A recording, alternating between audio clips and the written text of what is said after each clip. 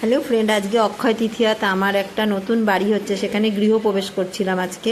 কেননা আজকের দিনটা খুব ভালো দিন, আর আজকে মানে সকালবেলা থেকে 3:30 পর্যন্ত পুজো করা যাবে।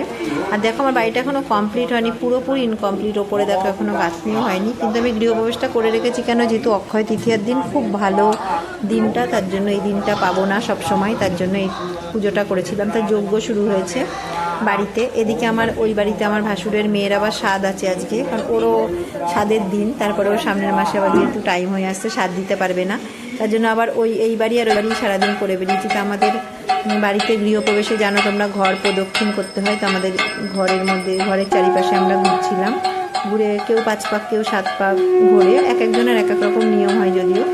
তা আমাদের ঘোরা হয়ে গেছে, এবার আমরা ফাইনালি ঘরের মধ্যে উঠে পড়েছি।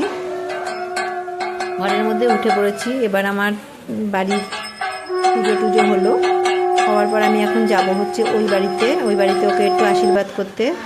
তার জন্য আবার এই বাড়ি থেকে ওই বাড়িতে চলে গেলাম, গিয়ে ওকে একটুখানি ধান দুর্ব দিয়ে আশীর্বাদ করছিলাম।